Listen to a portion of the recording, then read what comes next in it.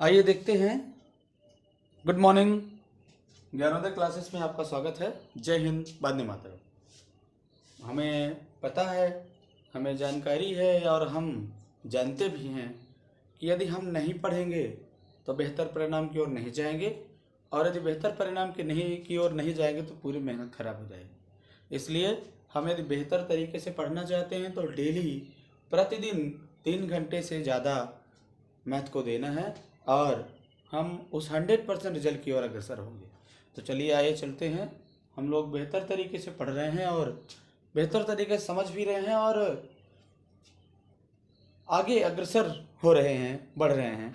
तो चलिए exercise 7.2 question number 6 ये आप देखेंगे और ये बना हुआ है, हम बना दिए हैं। इसमें टाइम ज़्यादा लगता है इसलिए हम इसको बना देते हैं, चित्र को बना देते हैं, इसलिए आपको बोरियत महसूस ना हो और आप सामान्य तौर से देख करके बना लें। प्रश्न क्रमांक 6 कहता है कि यदि बिंदु 4 बिंदु दिए हैं, ये 4 बिंदु इसमें बने हुए हैं, आप देख लेंगे।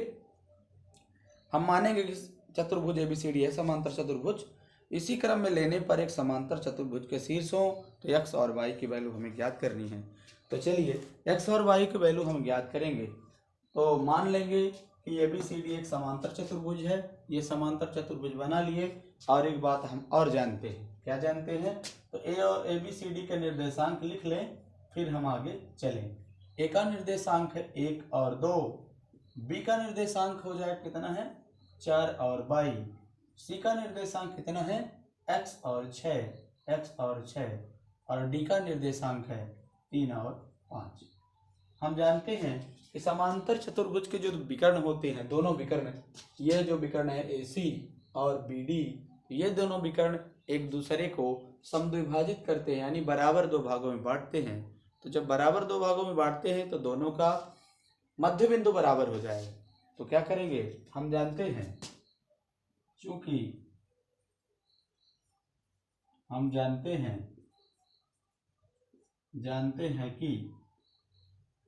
हैं कि समांतर चतुर्भुज के विकर्ण एक दूसरे को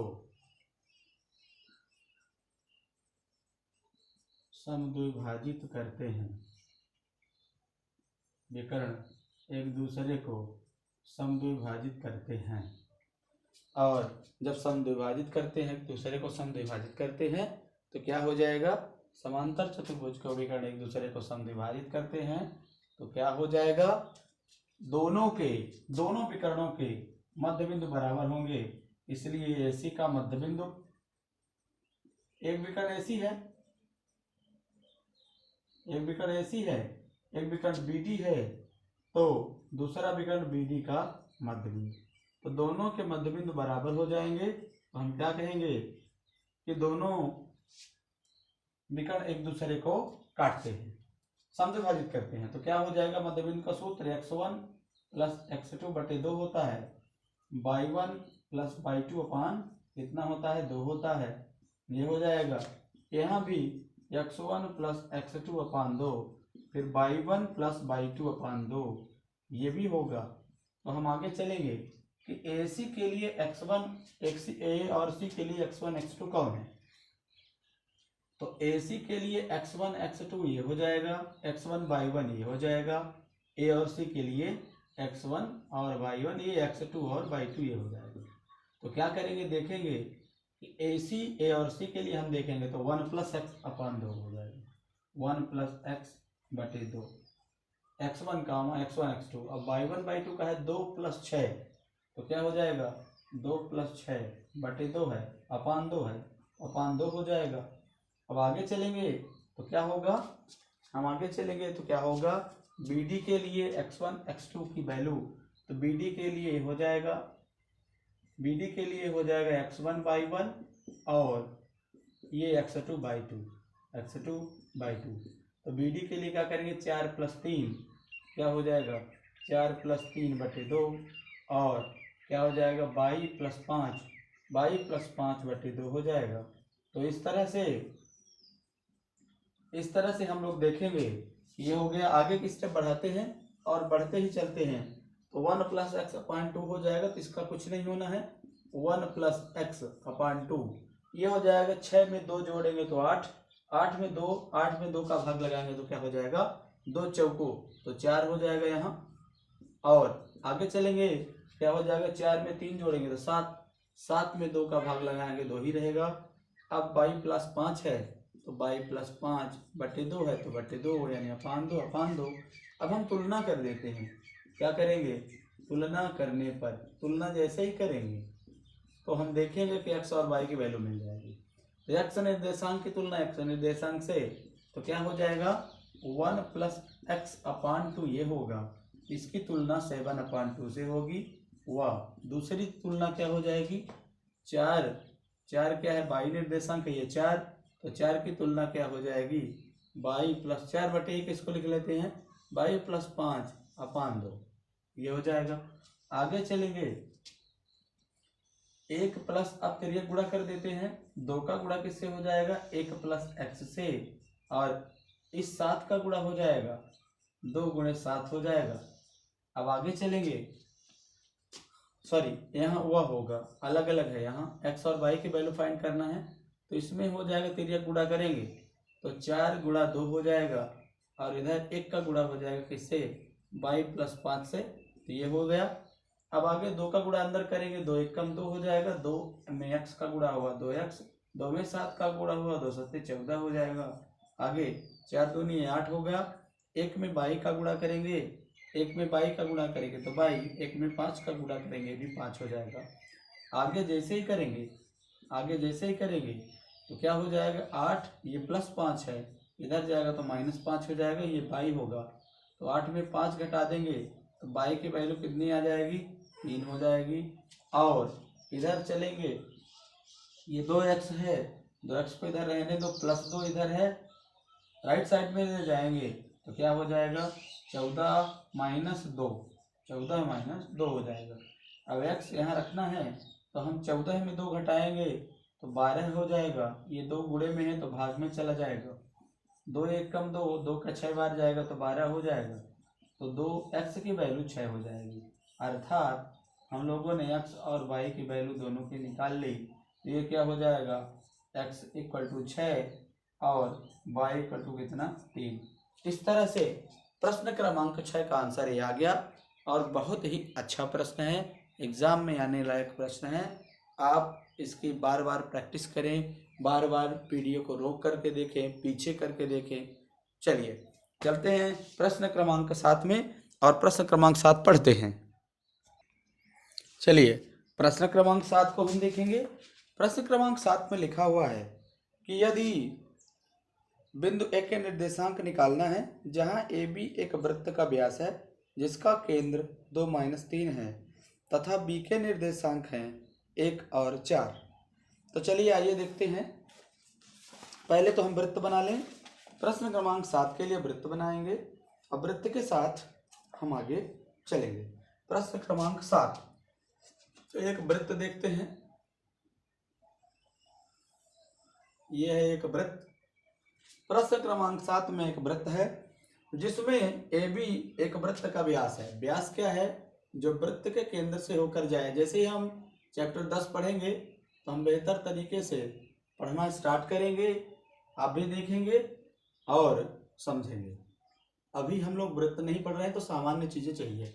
व्यास क्या होता है, एक ऐसा रेखाखंड जो वृत्त के केंद्र से होकर जाए, वही व्यास है।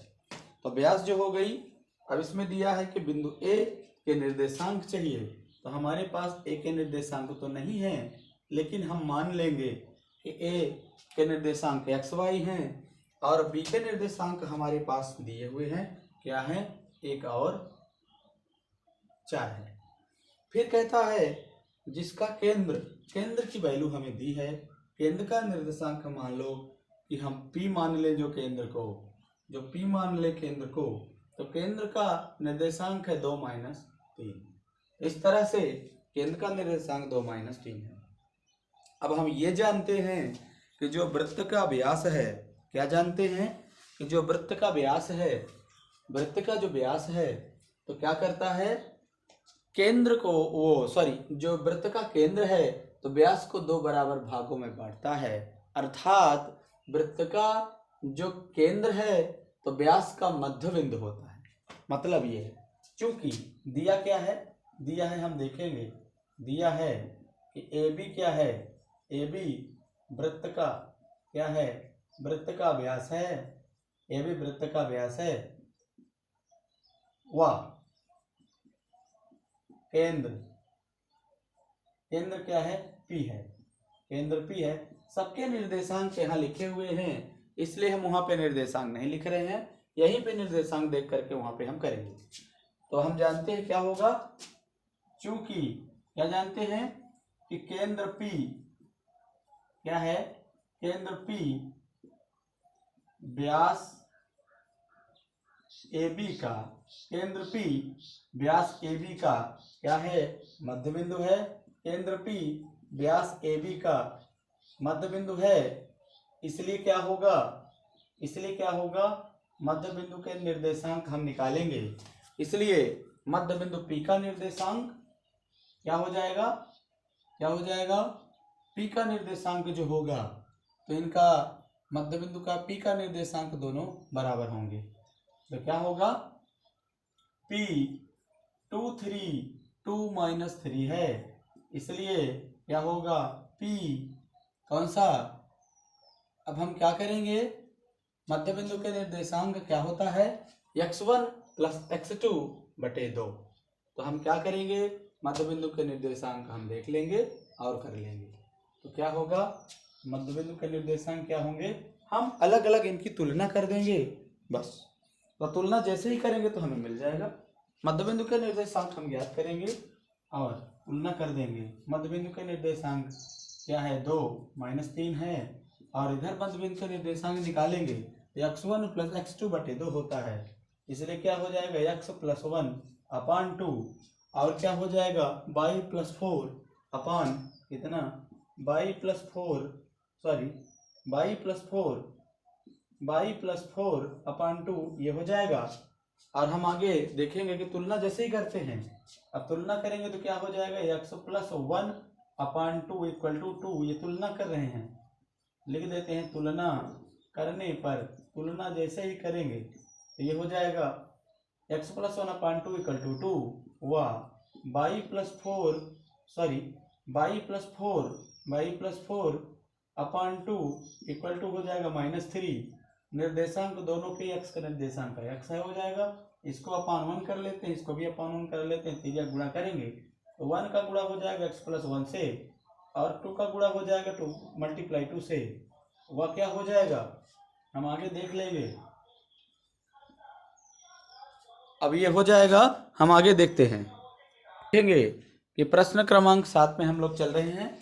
तो ये हो जाएगा कितना, ये हो जाएगा, और हम इसका तिर्यक गुणा करेंगे तो y प्लस 4 होगा, और -3 का 2 से गुणा हो जाएगा।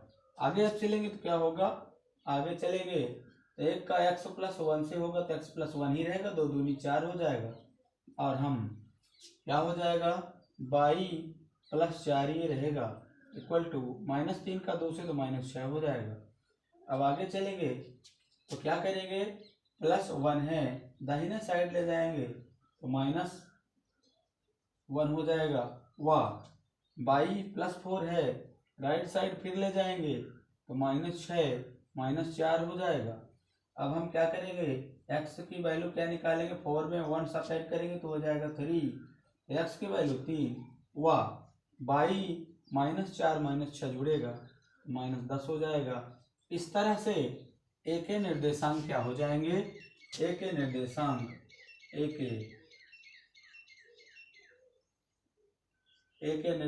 हो जाएंगे, a के निर्देशांक होंगे कितना, x y है तो x की वैल्यू 3 है, y की वैल्यू -10 है। इस तरह से प्रश्न क्रमांक 7 का आंसर हो। अब चलिए प्रश्न क्रमांक 8 को देखते हैं। प्रश्न क्रमांक 8 को पढ़िए, और एक रिक्वेस्ट रहेगी कि आप अपनी बुक अपने सामने जरूर रखा करें। चलिए प्रश्न क्रमांक 8 को देखते हैं। आइए प्रश्न क्रमांक 8 देखते हैं।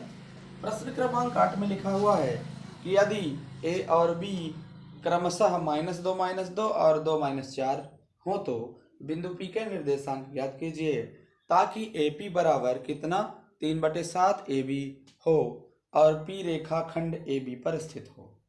तो चलिए पहले रेखाखंड ए बी बनाएंगे। रेखाखंड ए बी बनाएंगे तो क्या होगा, इससे कुछ समझ में आएगा। ए और बी हो गया रेखाखंड ए बी, और पी कहाँ स्थित है, ए बी पर, मतलब ए और बी पर, ए बी पर पी स्थित है। ये बिंदु पी मैंने मान लिया। फिर क्या कहता है, बिंदु ए और बी में तो पी के निर्देशांक हमें ज्ञात करना है। चलिए आगे देखते हैं।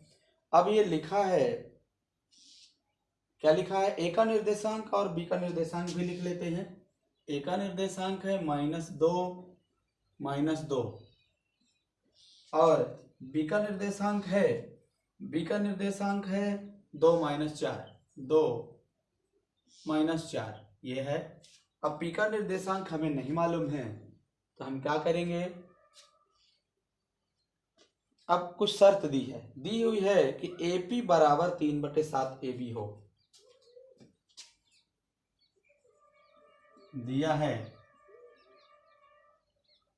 क्या है, रेखाखंड ए बी में ए दिया है -2 -2 और बी दिया है कितना 2 - 4। अब ये 2 - 4 हो जाएगा। माना कि पी क्या है, एक्स वाई मान लेते हैं, लेकिन पी की एक्स वाई मानने की जरूरत नहीं है, पर मान भी सकते हैं, मान लेते हैं एक्स वाई और आगे हम निकाल। अब ना माने तो ही ठीक है, क्योंकि आगे हम फार्मूला लगाएंगे तो 2-3 स्टेप ज़्यादा हो जाएगा। आज हम क्या कर लेते हैं, पी का निर्देशांक नहीं मानते हैं तो कम लिखना भी पड़ेगा। चलिए पी का निर्देशांक क्या हो जाएगा, अब ये लिखा है, कहता है, क्या कहता है कि ए पी बराबर 3/7 ए बी, ए पी बराबर 3/7 ए बी लिखा हुआ है। तो हम देखेंगे कि ए पी जो है, ए पी क्या है, 3 अनुपात है। क्या है, ए पी का 3 अनुपात, लेकिन टोटल भाग 7 है। तो यदि ये 3 अनुपात है तो ये 4 अनुपात होना चाहिए। क्यों, क्योंकि टोटल भाग 7 है। तो यदि 3 अनुपात 1 है तो दूसरा 4 अनुपात होना चाहिए, तभी तो 7 होगा। तो क्या हो जाएगा, ए पी बराबर, चूंकि ए पी बराबर 3/7 ए बी, इसलिए बीपी बराबर क्या हो जाएगा, बीपी की वैल्यू क्या हो जाएगी, 4/7 हो जाएगी ए बी। और अर्थात क्या होगा, अर्थात मतलब क्या होगा, बिंदु P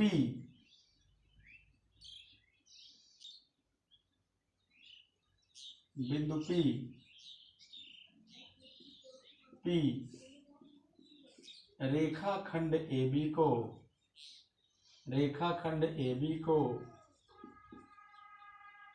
3/4, क्या हो गया, ये 3 है, ये 4 है, मतलब 3/4 के अनुपात में विभाजित करता है। क्या करता है, 3/4 के अनुपात में विभाजित करता है। और जब ये विभाजित कर रहा है, 3/4 के अनुपात में विभाजित कर रहा है, तो क्या हो जाएगा, हम पी के निर्देशांक ज्ञात करेंगे विभाजन सूत्र से।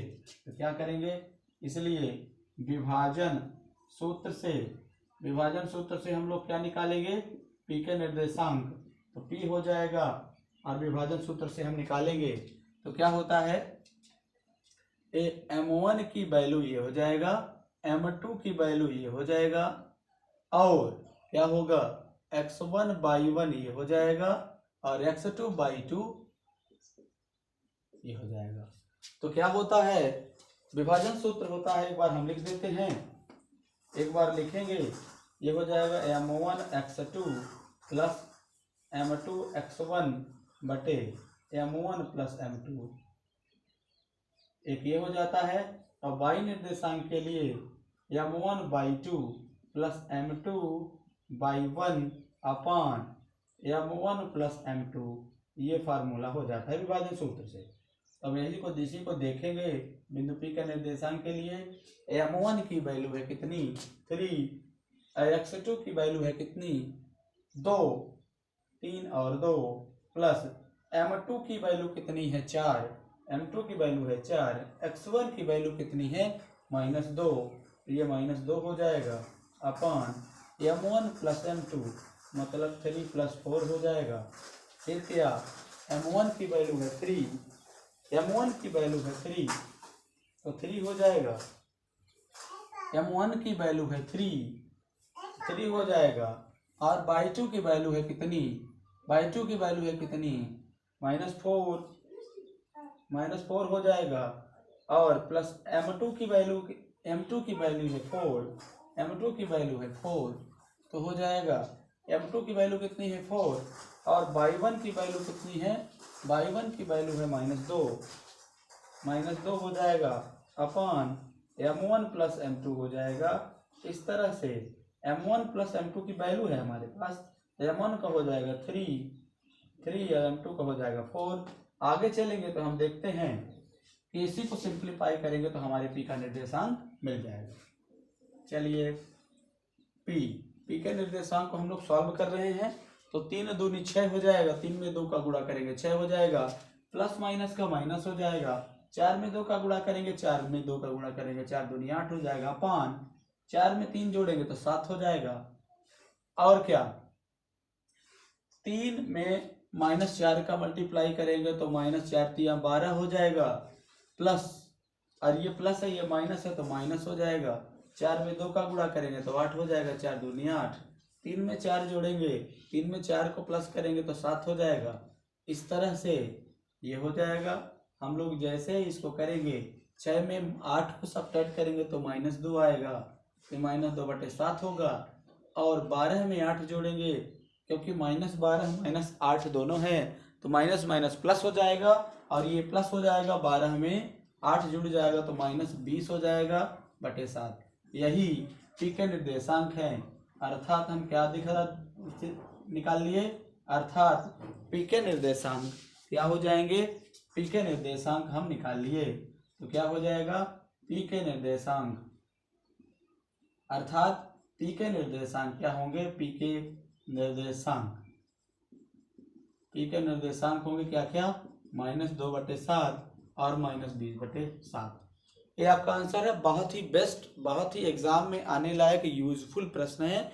आप बेहतर तरीके से पढ़ते रहें, तैयारियां करते रहें और इस तरह के क्वेश्चन एग्जाम में आने लायक हैं, इसलिए इनको बार बार पढ़ें। चलिए प्रश्न क्रमांक 9 देखते हैं। प्रश्न क्रमांक 9 में क्या है आइए पढ़ के देखते हैं। चलिए प्रश्न क्रमांक 9 को देखते हैं। प्रश्न क्रमांक 9 में ये लिखा है कि बिंदुओं ए और बी को जोड़ने वाले रेखाखंड ए बी को 4 बराबर भागों में विभाजित करने वाले बिंदुओं के निर्देशांक ये हैं। तो हम देखते हैं कि रेखाखंड हम बनाएंगे। रेखाखंड जो है तो ये भी है, रेखाखंड क्या है ए बी है। ए के निर्देशांक हमारे पास है, ए का निर्देशांक है -2 2, बी का निर्देशांक है कितना 2 और 8, कितना 2 और 8, बी के निर्देशांक हमारे पास 2 और 8 है। अब कहता है कि बिंदुओं ए और बी को जोड़ने वाले रेखाखंड जो हैं, तो रेखाखंड को 4 बराबर भागों में विभाजित करने वाले बिंदुओं के निर्देशांक हमें ज्ञात करना है। दिया है क्या, रेखाखंड ए बी, तो हम क्या करेंगे, दिया है क्या, दिया है रेखाखंड ए बी में ए का निर्देशांक क्या है, ए का निर्देशांक है -2 और 2 और बी का निर्देशांक कितना है, बी का निर्देशांक है 2 और 8। अब मानेंगे, माना कि रेखाखंड ए बी को 4 बराबर भागों में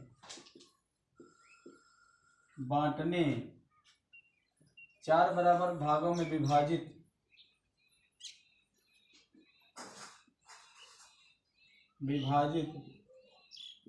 करने वाले बिंदु P मान लेते हैं, Q मान लेते हैं और R मान लेते हैं, R है।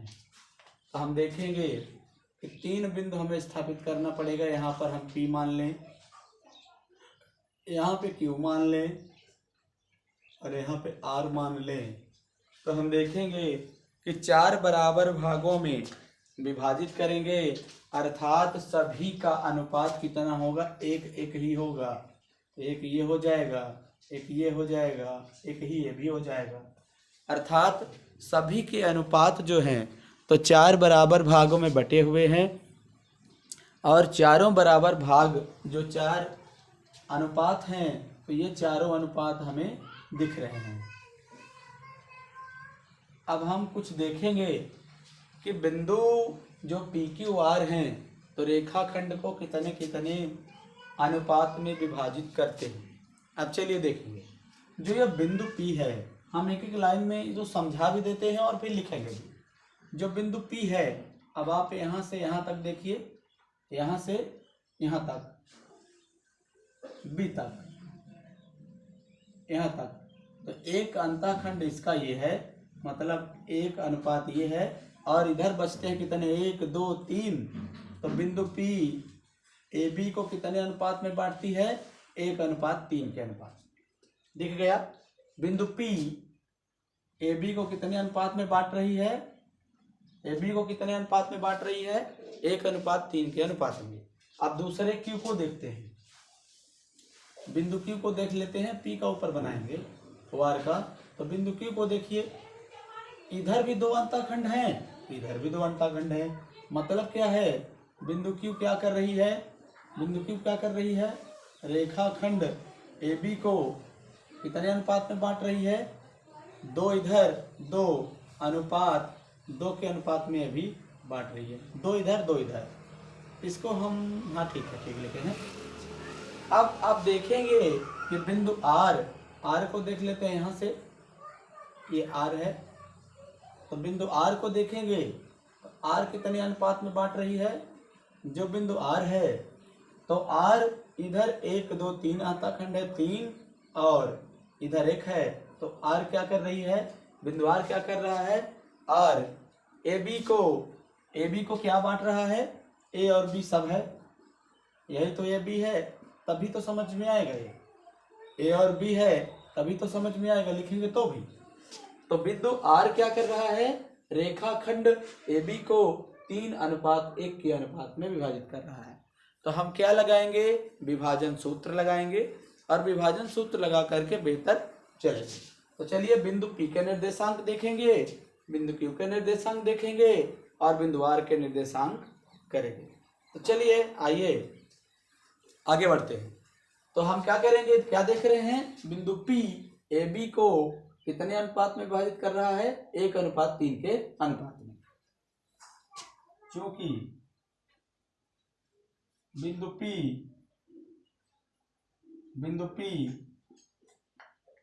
रेखाखंड AB को कौन से अनुपात में, 1:3 के अनुपात में विभाजित कर, रेखाखंड AB को 1:3 के अनुपात में विभाजित कर रहा है। P AB को 1:3 के अनुपात में विभाजित कर रहा है, तो क्या करेगा, अब ये जो P का निर्देशांक हम निकालेंगे तो विभाजन सूत्र से निकालेंगे। तो P का निर्देशांक क्या हो जाएगा, P का निर्देशांक विभाजन सूत्र से हम लिख भी सकते हैं, एक बार लिख देते हैं विभाजन सूत्र से, बाकी आप तीनों बिंदुओं के लिए नहीं लिखेंगे। विभाजन सूत्र से, इससे विभाजन सूत्र से हम विभाजन सूत्र से निकालेंगे तो P का निर्देशांक क्या हो जाएगा, P का निर्देशांक क्या होता है, M1x2। अब देखिए M1 के लिए ये करेगा और M2 के लिए ये करेगा, क्या करेगा, M1 के लिए 1 मान हो जाएगा, M2 के लिए ये x1/1 हमेशा ये रहेगा, x2/2 ये हमेशा रहेगा। तो चलिए देखते हैं m1x2 होता है तो m1x2, m1 का मान है 1 गुणा कितना हो जाएगा 2, तो क्या हो जाएगा 1 गुणा 2, फिर क्या हो जाएगा प्लस m2x1, m2 की वैल्यू है 3, x1 का मान है -2, तो हो जाएगा 3 गुणा करेंगे -2 से अपान m1 प्लस m2, m1 की वैल्यू है 3, 1 और m2 की वैल्यू है 3, 1 प्लस 3 हो जाएगा। इस तरह से आगे चलेंगे, फिर से m1/2, तो 1 गुणा कितना 8 हो जाएगा, 1 में गुणा करेंगे इसका 8 का, अब प्लस m2/1, m2 का मान है 3/1 का मान है 2, तो क्या हो जाएगा 3 गुणा 2 बटे m1 प्लस m2, तो 1 प्लस 3 हो जाएगा। इस तरह से हम p का निर्देशांक निकालेंगे। अब आगे देखते हैं, इसको सिंप्लीफाई करेंगे, 2 में 1 का गुणा करेंगे 2 और 3 -2 का गुणा करेंगे तो -3 दूनी 6 और 3 में 1 जोड़ेंगे तो 4 हो जाएगा। आगे देखेंगे 8 में 1 का होगा तो 8 और 3 दूनी 6 हो जाएगा और 3 में 1 जोड़ेंगे तो कितना हो जाएगा 4 हो जाएगा।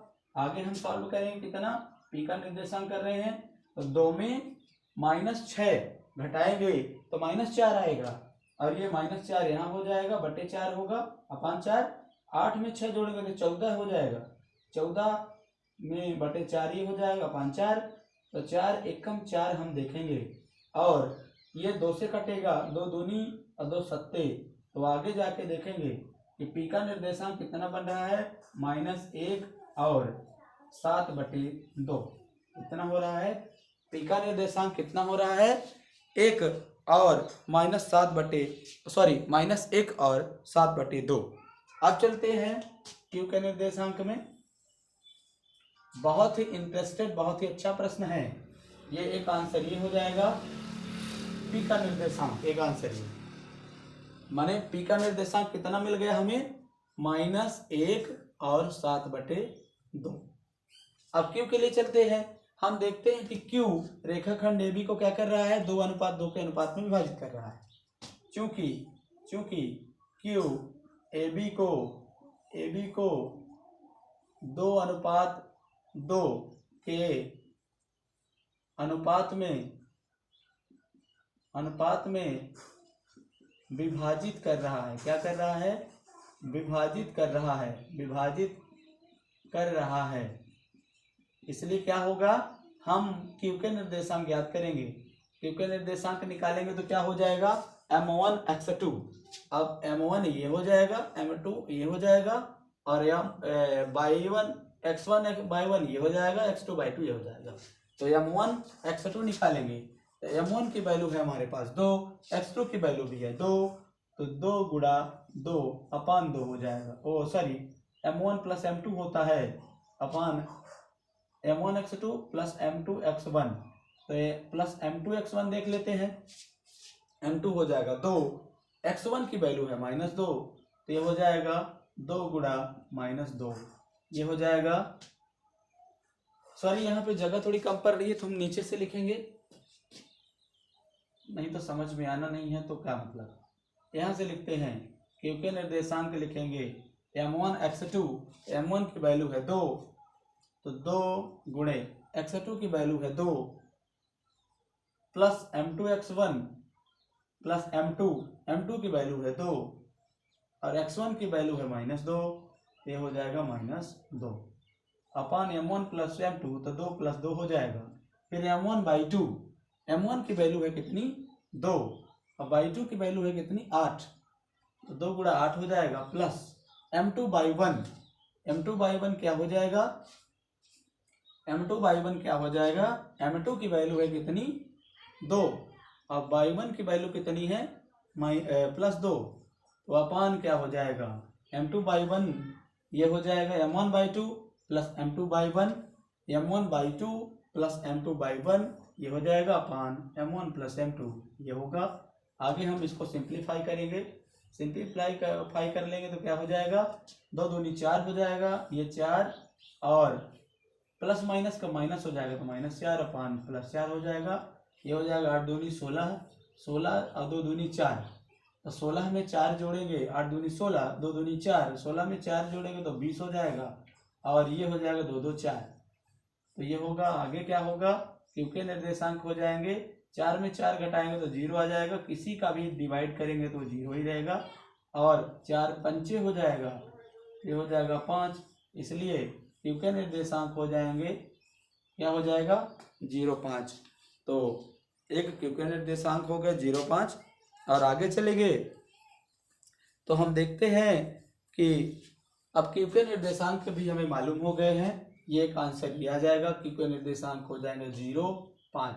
इसी तरह आर के निर्देशांक हमें ज्ञात करना है। तो आर के निर्देशांक, चूंकि हम जान रहे हैं, क्या जान रहे हैं कि आर जो है, आर ए बी को क्या करता है, आर ए बी को क्या करता है, 3:1 के अनुपात में विभाजित कर रहा है। आर ए बी को 3:1 के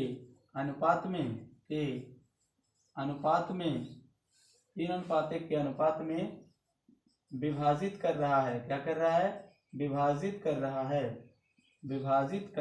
है। तो क्या हो जाएगा, 3:1 के अनुपात में विभाजित कर रहा है। तो आगे हम देख लेते हैं, फिर से विभाजन सूत्र किसका निकाल रहे हैं, आर का। तो M1 X2, तो M1 के लिए ये हो जाएगा, M2 के लिए ये हो जाएगा X1 by 1, X2 by 2, ये हमेशा रहेंगे। तो M1 X2 हो जाएगा, M1 की वैल्यू है 3 और X2 की वैल्यू कितनी है 2, प्लस M2 की वैल्यू है कितनी 1, M2 की वैल्यू कितनी है 1, और M2 X1 है, तो X1 की वैल्यू है -2, तो -2 अपान M1 प्लस M2, तो 3 + 1 हो जाएगा। इसी तरह M1 by 2, तो M1 की वैल्यू है 3 और by 2 की वैल्यू कितनी है, by 2 की वैल्यू है 8 और प्लस M2 by 1, M2 की वैल्यू है 1 और by 1 की वैल्यू है 2, M1 by 2, M2 by 1 की वैल्यू है 2 अपान M1 प्लस M2, तो 3 + 1 हो जाएगा। हम M बोलते हैं, बाकी K और 1 लेके चलना चाहिए। चलिए, तो भी आ जाता है, कोई प्रॉब्लम नहीं है। R की वैल्यू हम क्या करेंगे, R की वैल्यू अब इसी से सिंप्लीफाई करेंगे। तो 3 में 2 का गुणा हो जाएगा तो 6 हो जाएगा, और प्लस माइनस का हो जाएगा तो -2 में 1 का गुणा होगा तो 2, 3 में 1 जोड़ेंगे तो 4 हो जाएगा। आगे 8 में 3 का गुणा करेंगे, 8 तारीख 24 होता है, ये हो जाएगा, और 2 में 1 का गुणा करेंगे तो 2 हो जाएगा, 3 में 1 जोड़ेंगे तो 4 हो जाएगा। आगे चलेंगे, सिंप्लीफाई हम लोग कर लेंगे। ये सिंप्लीफाई कर रहे हैं, आर का निर्देशांक निकाल रहे हैं, तो 6 में 2 निकलेगा तो 4 आ जाएगा, और अपान में 4 है ही, फिर क्या 24 में 2 जोड़ेंगे तो 26 हो जाएगा, 26 अपान 4 है ही। तो आगे चल के क्या करेंगे, आर का निर्देशांक देखेंगे, तो 4 एकम 4 हो जाएगा, 4 से 4 कट जाएगा, और क्या आ जाएगा, अब यदि हम इसको किससे काट दें, 2 से, तो 2 हो जाएगा, 2 दूनी, ये 2 एक कम हो जाएगा, 2 तिहाई हो जाएगा 6, तो यह हो जाएगा 1 हो जाएगा यहाँ पे, और 1 बच जाएगा, वाई निर्देशांक क्या हो जाएगा 13/2, एक आंसर ये हो जाएगा। इस तरह से रेखाखंड ए बी को आर के निर्देशांक क्या हो गए 1 और 13/2। रेखाखंड ए बी को समान 4 भागों में विभाजित करने वाले बिंदुओं के निर्देशांक ऐसे लिखेंगे। अब यहाँ जगह न होने की वजह से हम थोड़ा सा बोल दे रहे हैं, आप लिखेंगे, अर्थात रेखाखंड ए बी को 4 बराबर भागों में विभाजित करने वाले बिंदुओं के निर्देशांक क्या हैं, हम निर्देशांक भर लिख दे रहे हैं। रेखाखंड ए बी को 4 बराबर भागों में विभाजित करने वाले बिंदुओं के निर्देशांक क्या हो जाएंगे, पी के निर्देशांक हो जाएंगे -1 और पी के निर्देशांक हो जाएंगे -1 और 7/2। क्यू के निर्देशांक हो जाएंगे कितना, क्यू का निर्देशांक हो जाएगा 0 और 5, और आर का निर्देशांक हो जाएगा कितना 1 और 13/2। इस तरह से ये थोड़ा सा ब्लैक हो गया तो मिटा के लिख देते हैं, अच्छा दिख नहीं रहा है। हाँ, ये हो जाएगा -1, इस तरह से हम लोगों का आंसर हो गया रेखाखंड AB को समचतुर्भाजित यानी समान 4 बराबर भागों में विभाजित करने वाले बिंदुओं के निर्देशांक P, Q और R इस तरह हैं। अब चलिए प्रश्न क्रमांक 10 में चलेंगे। प्रश्न क्रमांक 10 को देखेंगे और समझेंगे। चलिए प्रश्न क्रमांक 10 की ओर चलते हैं। ये प्रश्न क्रमांक 10 भी बहुत महत्वपूर्ण प्रश्न है। चलिए आइए देखते हैं प्रश्न क्रमांक 10 में क्या बोलता है और क्या कह रहा है। आइए हम लोग आपसे एक रिक्वेस्ट मैं जरूर करूंगा कि सेशन यदि आपको अच्छा लगा करें तो एक लाइक, एक शेयर और एक कमेंट जरूर करें। और प्रतिदिन आप इस वीडियो पे बने हैं तो आप बेहतर तरीके से सब्सक्राइब भी कर सकते हैं। आइए चलिए देखते हैं प्रश्न क्रमांक 10 को। प्रश्न क्रमांक 10 ये कहता है, प्रश्न क्रमांक 10 कहता है कि एक समचतुर्भुज है, इसका क्षेत्रफल ज्ञात कीजिए और सभी इसके शीर्ष दिए हुए हैं। और आपकी किताब में समचतुर्भुज का क्षेत्रफल भी दिया है। हम निर्देशांक पढ़ रहे हैं, दूरी का सूत्र पढ़ रहे हैं, तो दूरी के सूत्र से हम सॉल्व कर सकते हैं। आइए चलिए देखते हैं। तो मान लेंगे कि एक समचतुर्भुज ABCD है। पहले मान लेते हैं, फिर चित्र बनाते हैं।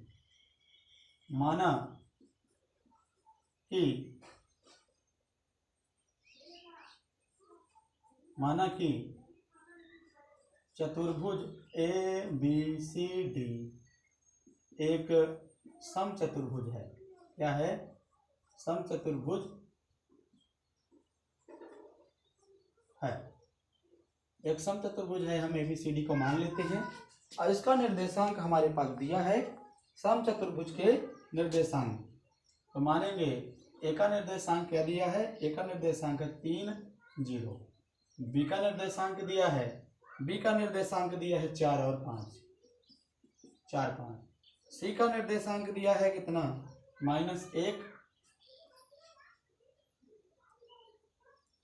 C का निर्देशांक दिया है -1 और 4।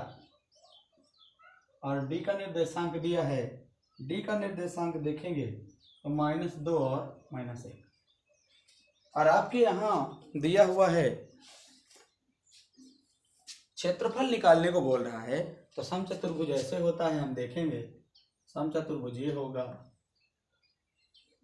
पतंग आप लोगों ने देखा होगा, सेम समचतुर्भुज पतंग की तरह होता है।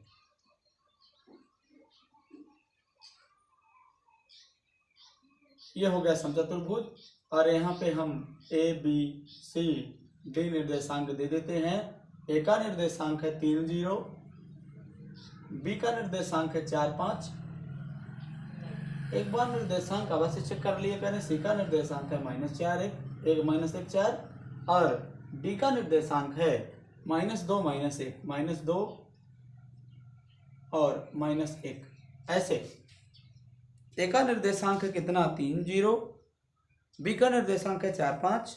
C का निर्देशांक -1, 4 और D का निर्देशांक है -2, -1। और कहता है कि समचतुर्भुज का क्षेत्रफल हमें निकालना है। तो समचतुर्भुज का क्षेत्रफल निकालने के लिए क्या करेंगे? समचतुर्भुज का क्षेत्रफल होता है, चूंकि समचतुर्भुज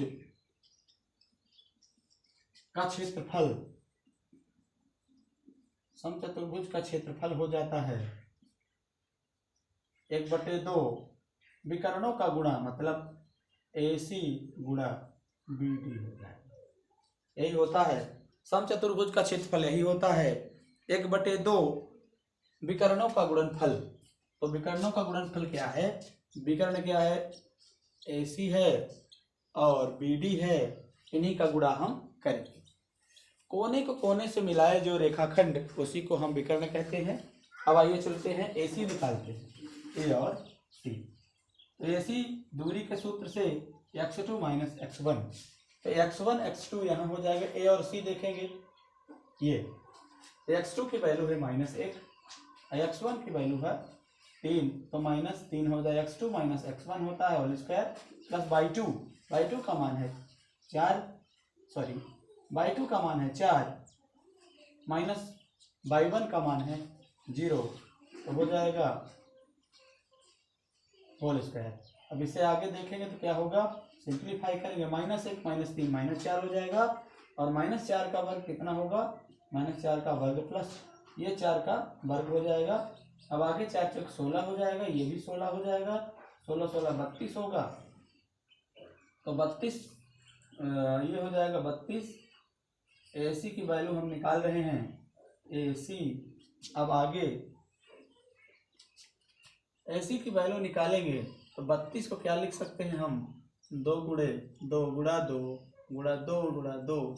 अब हम गुणनखंड करेंगे, आप 10th लेवल के स्टूडेंट हैं तो गुणनखंड आपसे अवश्य आता होगा, इसलिए गुणनखंड आप कर सकते हैं। आप देखेंगे 2 दूनी 4, 4 दूनी 8, 8 दूनी 16, 16 दूनी 32, मतलब 2 ठो 2 का बन रहा है जोड़ा, तो 2 ठो 2 बाहर आ जाएंगे, जिसका जोड़ा नहीं बनेगा अंदर रहेगा। ये हो जाएगा कितना, 4√2, कितना हो जाएगा, 4√2 इकाई यूनिट।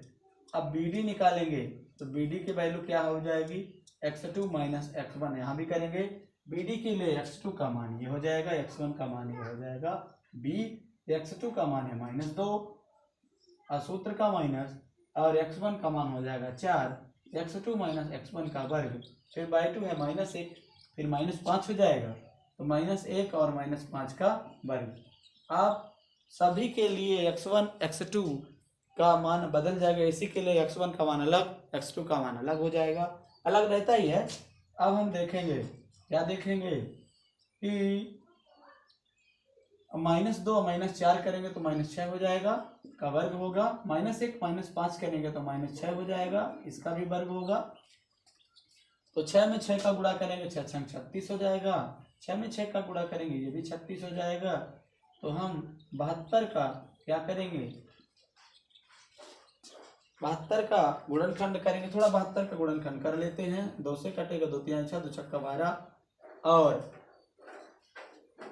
और 2 से फिर से 2 1 कम 2, 2 8 16, 2 9 18, फिर 3 3 9, फिर 3 1 कम 3।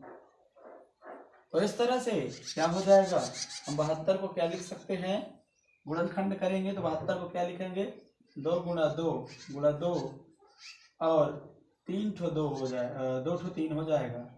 ये जोड़ा किसका बन रहा है, एक 2 का, एक 3 का, एक 2 बाहर आएगा, एक 3 आएगा, √2 अंदर रहेगा, तो ये हो जाएगा 6√2।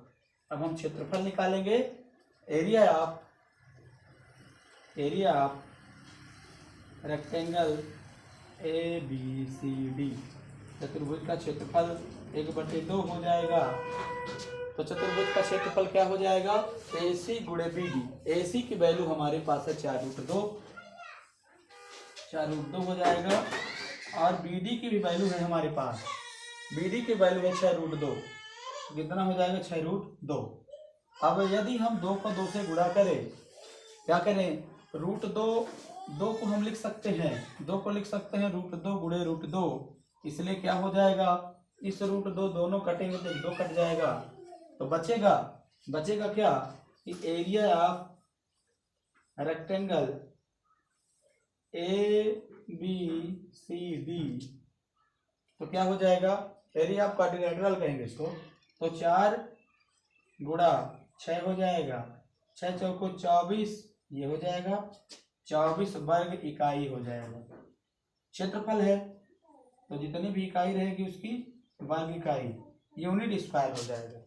इस तरह से हम लोग देख लिए, प्रश्न क्रमांक 10 तक हम लोग पहुंच गए हैं। आज से एक्सरसाइज 7.2 कंप्लीट होता है, और एक्सरसाइज 7.2 के साथ साथ हमारे चैप्टर 7 भी कंप्लीट होता है। तो आपको वीडियो शेयर करना है, लाइक करना है, और एक सब्सक्राइब अवश्य करना है। आप 7 प्रश्नावली 7.1 प्रश्नावली 7.2 में आपको किसी भी प्रकार की प्रॉब्लम है तो आप बेधड़क और निडर होकर के कमेंट कर सकते हैं, पूछ सकते हैं कि आपको कौन से प्रश्न में कोई प्रॉब्लम हो रही है। तो चलिए आइए मिलते हैं नेक्स्ट वीडियो में, नेक्स्ट लेसन में, नेक्स्ट एनर्जी के साथ, नए उत्साह के साथ, और हम आप साथ रहेंगे। मिलते हैं नेक्स्ट वीडियो में। जय हिंद, जय भारत।